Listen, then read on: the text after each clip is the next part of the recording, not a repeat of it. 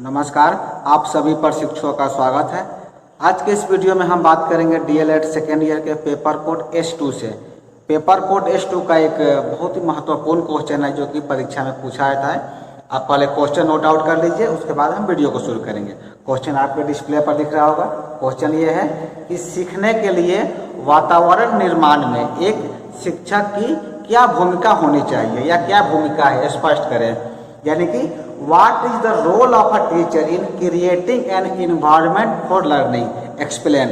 इसे आपको एक्सप्लेन करना है कि एक टीचर की क्या भूमिका होती है विद्यालय के परिप्रेक्ष्य में या सीखने के लिए वातावरण निर्माण में।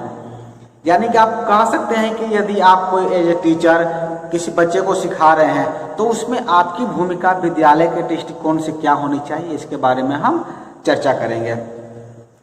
ये आप सभी को ज्ञात होगा कि शिक्षा में जो है एक अध्यापक की महत्वपूर्ण भूमिका होती है। शिक्षण का कार्य जो है मात्र शिक्षा में शिक्षण कार्य करने पर ही समाप्त नहीं हो जाता, बल्कि छात्रों को जो है उचित निर्देशन प्रदान करना भी होता है। विद्यार्थियों की भावनाओं का निर्माण करना होता है, उसके साथ ही साथ विभिन्न पाठ्य सहगामी क्रियाओं का भी संचालन करना होता है।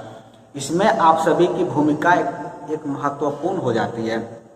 यानी कहने का अर्थ यह हुआ कि आप विद्यालय में बच्चों को पढ़ाते हैं तो केवल टॉपिक को बता देने से ही आपकी भूमिका यहाँ पर समाप्त नहीं होती है। टॉपिक को समझाने के साथ साथ उसे उचित निर्देशन देना, उनके अंदर भावनाओं का निर्माण करना, पाठ्य सहगामी संबंधी जो भी क्रियाएं हैं उसको समझाना, ये सभी कार्य एक शिक्षक के होते हैं जो कि आप सभी के हैं। एक कुशल शिक्षक जो होते हैं, एक बेहतर टीचर जो होते हैं, वो अपने विद्यालय में सीखने के वातावरण के स्तरों को बेहतर बनाने के लिए क्या करते हैं, हमेशा से एक्टिव रहते हैं, बेहतर तरीके से वो कार्य संपन्न करते हैं। वो क्या करते हैं, अपने कक्षा का अवलोकन करते हैं। यानी टीचर जो है, टीचर के द्वारा अपने कक्षा का अवलोकन किया जाता है और अपने विद्यार्थियों के साथ कम्युनिकेशन का कार्य भी उनके द्वारा होता है, बातचीत भी होता है, और साथ ही समय की पाबंदी और स्वच्छता से संबंधित मुद्दों पर भी उनका ध्यान होता है। यानी एक टीचर की भूमिका वहां पर समाप्त नहीं हो जाती कि बस आप क्लास में गए और पढ़ा दिए। इसके साथ ही साथ आपकी भूमिका और ही महत्वपूर्ण हो जाती है। आप अपने छात्रों से बातचीत करें, उनके साथ क्या समस्याएं आ रही है उन समस्याओं का समाधान करें, उनका आप अवलोकन करें और उनके स्वास्थ्य संबंधी मुद्दों पर भी आपको चर्चा करनी है, आपको बात करनी है। ठीक है ना। विद्यालय जो है क्या होता है, विद्यालय में आपकी नेतृत्व की एक अहम भूमिका होती है। जैसा कि आपके प्रश्न में कहा गया था कि सीखने के लिए वातावरण निर्माण में, यानी बच्चे क्या होते हैं विद्यालय में सीखने के लिए आते हैं, तो आपके द्वारा विद्यालय का वातावरण निर्माण कैसे किया जाएगा ताकि विद्यार्थी वहां पर बेहतर तरीके से सीख सकते हैं। इसके लिए कुछ बिंदु हैं, बिंदु को चाहे तो आप नोट आउट कर लीजिए। पहला बिंदु यह है कि सिखाने की गुणवत्ता। आप बच्चे को सिखा रहे हैं तो किस परिप्रेक्ष्य में सिखा रहे हैं, किस वे में उन्हें बता रहे हैं, तो सिखाने की गुणवत्ता में आपको सुधार करना है। दूसरा आपका गुण है पाठ्य पुस्तकों का प्रावधान। यानी कि आपके विद्यालय में पाठ्य पुस्तक है या नहीं है, अवेलेबल है या नहीं है, या नहीं है तो आप उन्हें कैसे उपलब्ध करवा रहे हैं, इस पर आपको ध्यान देना है। और तीसरा बिंदु होता है विद्यार्थियों का व्यवहार। विद्यार्थियों का बिहेव कैसा है आपके विद्यालय में, ये भी बहुत महत्वपूर्ण होता है सीखने सिखाने की प्रक्रिया में। और चौथा और अंतिम बिंदु है कि विद्यार्थियों के साथ सहभागितापूर्ण तरीकों का इस्तेमाल करना। आप अपने छात्रों के साथ किस परिवेश से बातचीत करते हैं, किस तरह से उनको समझाते हैं, ये भी महत्वपूर्ण होता है। तो 4 ये बिंदु थे जो कि आपको याद रखना है।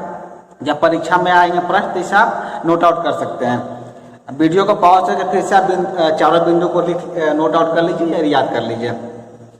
आगे हम जानते हैं कि विद्यालय में जो प्राप्त वातावरण जो होता है बच्चों के व्यक्तित्व पर उसका बहुत गहरा प्रभाव पड़ता है। आप सभी जानते होंगे कि आदमी जिस परिवेश में रहता है, जिस माहौल में रहता है, उसका प्रभाव भी उसके ऊपर पड़ता है। मुझे यहाँ पर एक कहावत याद आ रही है। कहा जाता है ना कि संगत से गुण आवत है और संगत से गुण जात। यानी कि जिस संगत में आप रहेंगे, जिस परिवेश में रहेंगे, आपके अंदर वैसे ही गुणों का विकास होगा। आप चाह करके भी उस गुण से अछूते नहीं रह सकते हैं। इसीलिए जब विद्यालय में बच्चे आते हैं तो आपको विद्यालय का निर्माण, वहाँ का वातावरण ऐसे करना है कि बच्चे वहाँ पर कुछ सीख सके। क्योंकि जैसे आपके विद्यालय का माहौल रहेगा, जैसा आपके द्वारा निर्माण किया जाएगा, बच्चे वही सीखते हैं। क्योंकि आप सभी जानते होंगे, बच्चा जब स्कूल में प्रवेश करता है तो वह अपने पारिवारिक सामाजिक पर्यावरण से बहुत सारी जानकारी और अनुभव भी लाता है। यानी कि आपके विद्यालय में कई परिवेश से बच्चे आते हैं। हो सकता है कि कुछ बच्चे ऐसे आए जहाँ पर उनके घर का वातावरण सही नहीं है, कुछ बच्चे ऐसे आते हैं जहाँ का घर का वातावरण उनका बहुत सही रहता है, बच्चे बहुत कुछ सीखे रहते हैं पहले से, कुछ बच्चे कुछ भी नहीं जानते हैं। यानी कि अलग अलग अनुभव के बच्चे आपके विद्यालय में आते हैं। तो आपकी भूमिका यहाँ पर सर्वोपरि हो जाती है कि आप अपने विद्यालय में कैसा एनवायरनमेंट तैयार कर रहे हैं, कैसा माहौल तैयार कर रहे हैं, ताकि बच्चे वहाँ पर आकर के अपने माहौल को छोड़ करके यहाँ उन्हें एक अलग अनुभव प्राप्त हो, तभी तो वो चीज़ें सीख पाएंगे बेहतर तरीके से। इसमें क्या होता है, शिक्षकों की भूमिका बहुत ही महत्वपूर्ण हो जाती है, सर्वोपरि हो जाती है। बच्चा जो है क्या करता है, स्कूल में एक छोटा सा समाज बनाता है जिसमें उसके मित्रों के समूह में उसके शिक्षक भी होते हैं। देखिए ये लाइन बहुत महत्वपूर्ण है। हम क्या करते हैं अपने विद्यालय में जो है छात्रों को बस एक छात्र के दृष्टिकोण से देखते हैं। हमें लगता है कि हमारा काम बस यही है कि आना और पढ़ा कर चले जाना, उसके बाद हमारी जिम्मेदारी यहाँ पर खत्म हो जाती है। लेकिन ऐसी बात नहीं है, आपको अपने छात्रों के बीच एक मित्रवत व्यवहार रखना है, तभी तो छात्र अपनी हर बातों को आपसे शेयर कर पाएंगे, आपसे बता पाएंगे। क्योंकि शिक्षक द्वारा बनाए गए वातावरण का ही एक परिणाम होता है। जब आप ऐसा वातावरण बनाएंगे तभी तो बच्चे आपके साथ मित्रवत व्यवहार करेंगे, अपनी सारी समस्याओं को कह पाएंगे और बेहतर तरीके से आप उन्हें सिखा पाएंगे। यहाँ पर क्या होना चाहिए, शिक्षक आत्मविश्वास से भरा वातावरण का निर्माण कर बच्चों में नए ज्ञान का निर्माण कर सकते हैं। आपको क्या करना है, अपने अंदर आत्मविश्वास रखना है, माहौल ऐसा बनाना है कि चाहे बच्चे किसी परिवेश से आपके विद्यालय में प्रवेश करें, यहाँ का माहौल उन्हें ऐसा मिले ताकि उन्हें लगे कि हम यहाँ पर कुछ सीखने आए हैं, कुछ आनंद प्राप्ति के लिए आए हैं। आज जब बच्चे आनंद प्राप्त करेंगे विद्यालय में आकर तो विद्यालय प्रतिदिन आएंगे और बेहतर तरीके से वो सब चीज़ें वो सीखते चले जाएंगे। क्योंकि विद्यालय का वातावरण जो होता है, अगर उसके सहज सीखने की प्रवृत्ति को ध्यान में रखकर नहीं निर्मित किया जाए तो बच्चे क्या हो सकते हैं, बेहतर तरीके से चीज़ें सीख नहीं सकते हैं। वही अगर विद्यालय का वातावरण आप बच्चों के सहज सीखने की प्रवृत्ति को ध्यान में रखकर निर्मित करेंगे तो बच्चों के आचरण में सकारात्मक बदलाव आने शुरू हो जाएंगे। आप देखेंगे कि बच्चे आते हैं, क्या करेंगे, सीखना शुरू कर देंगे। वो निर्भर आप पर करता है कि आप विद्यालय का निर्माण कैसे कर रहे हैं। क्योंकि आप सभी जानते होंगे, कोई भी विद्यालय या महाविद्यालय बढ़िया तरह से तभी संचालित हो सकता है जब वहाँ के शिक्षक पूरी ईमानदारी के साथ अपना कार्य संपन्न करें। यदि शिक्षक ही अपनी ईमानदारी के साथ अपने कार्य को संपन्न नहीं करते हैं तो कितनों भी बड़ा विद्यालय या महाविद्यालय क्यों ना हो, वो बेहतर तरीके से संचालित नहीं हो सकता है। तो इसमें आपकी भूमिका एक बहुत ही महत्वपूर्ण हो जाती है कि आप कैसा वातावरण वहाँ पर तैयार कर रहे हैं, तभी तो बच्चे बेहतर तरीके से सब चीज़ें सीखते चले जाएंगे। आगे इसमें जान लेते हैं कि एक शिक्षक जो है बच्चे के जीवन को समाज की आवश्यकताओं से जोड़कर देखते हैं और बच्चे जो है उस ज्ञान को परिस्थिति के अनुसार स्वयं ज्ञान का निर्माण कर सके और अपने जीवन से जोड़कर उसका उपयोग कर सके, ऐसे वातावरण का भी निर्माण करता है। यानी इसका अर्थ यह हुआ कि शिक्षक क्या करते हैं, आपको एक काम कार्य करना है कि बच्चे के जीवन को, जो बच्चे आपके पास पढ़ने आते हैं, उसको समाज की आवश्यकता से जोड़कर आपको देखना है। क्योंकि आप सभी जानते होंगे कि बच्चे ही क्या होते हैं, कल के भविष्य होते हैं, कल का भविष्य उन्हीं के ऊपर टिकने वाला है। तो एक शिक्षक की बहुत बड़ी जिम्मेदारी बन जाती है कि आप भविष्य को संवार रहे हैं। जैसे कोई आप छोटा पौधा लगाते हैं तो पौधे की आप कितनी देखभाल करते हैं, पानी देते हैं, खाद देते हैं, उसे बाकी जानवरों से बचाते हैं ताकि कोई उसके पत्ते को चर नहीं जाए या कोई उसको नुकसान न पहुंचा दे। छोटे छोटे कीड़ों से बचाते हैं ताकि वो बेहतर बड़ा पेड़ का निर्माण बड़ा पेड़ बन जाए। जब बड़ा पेड़ बन जाता है तब उसे आपको देखभाल करने की आवश्यकता नहीं होती है। ठीक उसी प्रकार से छोटे बच्चे जो होते हैं वो छोटे पेड़ की भांति होते हैं जिन्हें आपको देखभाल करने की ज़्यादा आवश्यकता है। तभी तो वो आगे चल कर के बेहतर भविष्य का निर्माण कर सकते हैं। इसमें आपकी भूमिका बहुत ही सर्वोपरि हो जाती है। चलिए आगे इसमें हम जान लेते हैं कि एक कुशल शिक्षक का कार्य होता है, यानी कि आपका कार्य होता है कि बच्चों की सीखने की प्रक्रिया को रुचिकर बनाएं।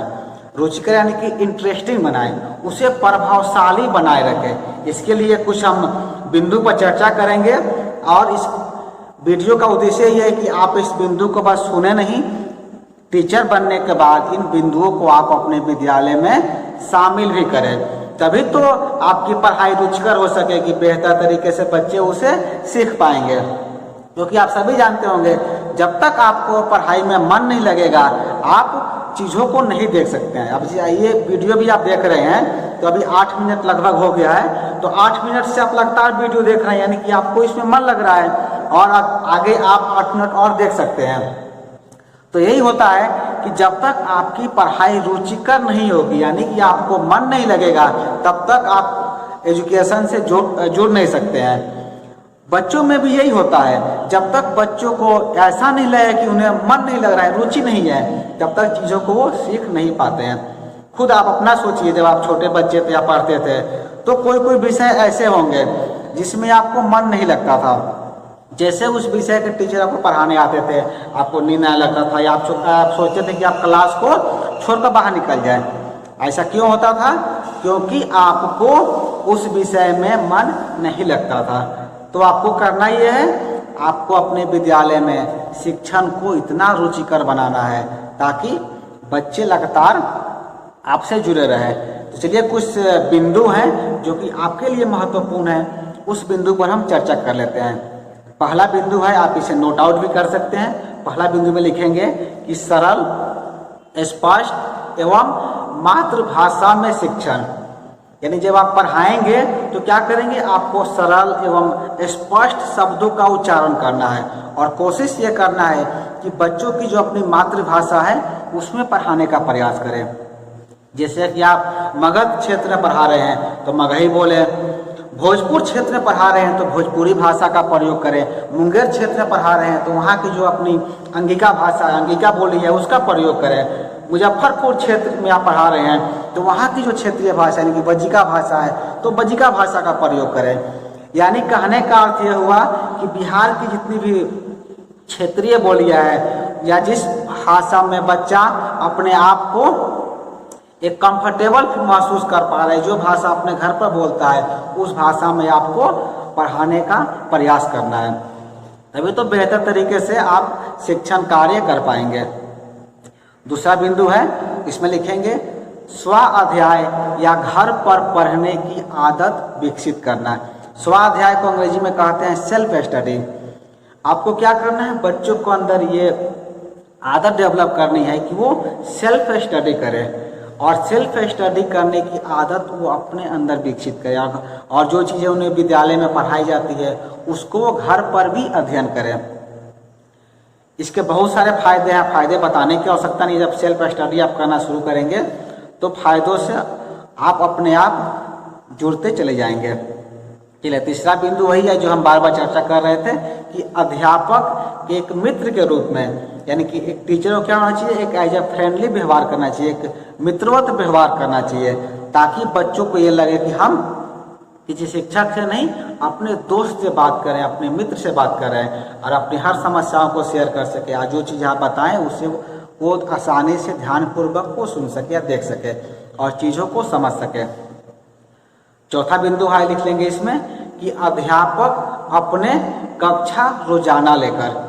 देखिए ये भी एक महत्वपूर्ण पाठ होता है। जब आप विद्यालय में पढ़ाते हैं तो आप अल्टरनेट कक्षा लेंगे, आप प्रत्येक दिन कक्षा नहीं लेते हैं तो कहीं ना कहीं ये भी प्रभाव पड़ता है। तो प्रयास करें यदि संभव हो सके तो प्रत्येक दिन आप छात्रों से जुड़े, प्रत्येक दिन छात्रों का आप क्लास लें। हो सकता है कई जगह ये संभव नहीं हो पाता है, प्रत्येक दिन क्लास नहीं मिल पाता है, लेकिन जहाँ तक संभव हो सके आप कोशिश करें कि ज़्यादा से ज़्यादा आप बच्चों के बीच जाएं, बच्चों के बीच रहें, उनका प्रतिदिन क्लास लें, क्योंकि आप जितने उन लोगों के साथ रहेंगे, जितना समय व्यतीत करेंगे, बच्चे आपसे जुड़ते चले जाएंगे और आप एज ए फ्रेंड की भांति उनके सामने आप रिप्रेजेंट हो सकेंगे। अगला बिंदु है, लिख लेंगे इसमें कि शिक्षक द्वारा बच्चों को पढ़ाने का अवसर देकर। आप सभी सोच रहे होंगे ये कैसा बिंदु है, बच्चे कैसे पढ़ाएंगे। देखिए ये भी एक महत्वपूर्ण होता है।